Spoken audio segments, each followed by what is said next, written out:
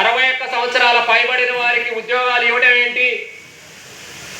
ఇస్తే రేపు పొద్దున ఏ సమస్యకు లీగల్గా దారి తీస్తుంది అని అడిగినప్పుడు చాలామంది ప్రజాభవన్కి వెళ్ళినప్పుడు అక్కడి నుంచి ప్రజాధికారులు అడిగినారు, ఏంది ఈ పరిస్థితి, ఏంది జీవో ఏంది, దీని కథ ఏంది అని.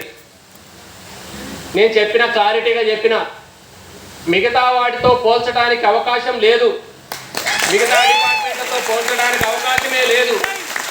అట్లాంటి సందర్భంలో ఇది ఉంది రెవెన్యూ వ్యవస్థ కాబట్టి ఇది ఇవ్వటంలో ఎలాంటి తప్పు లేదని చెప్పడం జరిగింది.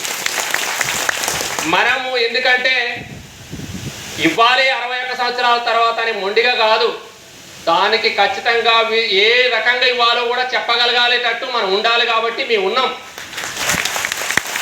ఆ విధానంలో నేను ఖచ్చితంగా ఒక పాత్ర పోషిస్తా. మీరు ఉద్యోగాలు రావడానికి,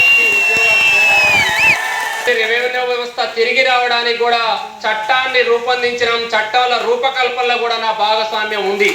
రెవెన్యూ వ్యవస్థ రావాలంటే ఊరికినే రాదు.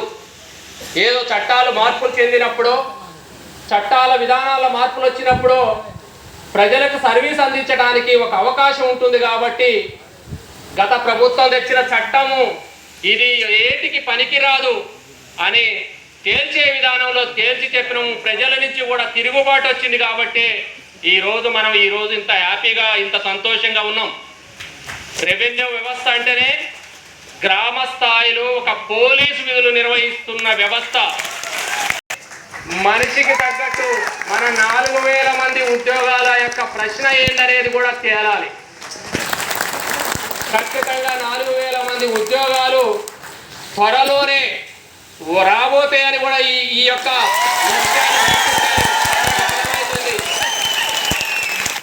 అంటుండు. మీరు అనుకుంటే వారం రోజుల్లో వస్తుందని, మీ ఉద్యోగాలు వస్తాయి. అట్లా కనిపిస్తున్నాయి పరిస్థితులు ఖచ్చితంగా అనుకూలంగానే పనిచేస్తారు కాబట్టి న్యాయమైన డిమాండు. ఎక్కడికి పోయినా, ఎప్పుడు కలిసినా, ఏ క్షణాన ఉన్నా నేను మీ వంట, మీ అండగా ఉంటా. ఎప్పుడైనా మీ టెంట్ వేసినా, కూర్చున్నా, టెంట్లో ఉన్నా, వచ్చినా, మీరు ఎక్కడున్నా మీతో పాటు పోరాటం చేస్తూనే ఉంటా. కాబట్టి మీ ఉద్యోగాలు ఎక్కడికి పోవు, అభద్రతకు లోను కావద్దు. ఎవరేం చెప్పినా కూడా దానికి ఖచ్చితంగా మీరేం వినాల్సిన అవసరం లేదు. ఇట్లాంటి సందర్భాలు వచ్చినప్పుడు చాలా వరకు మన పెద్దలు ఉన్నారు, కోదండరామ్ సార్ కావచ్చు, కృష్ణన్న కావచ్చు, ఎందుకంటే వాళ్ళు అనుకున్నాం, మనం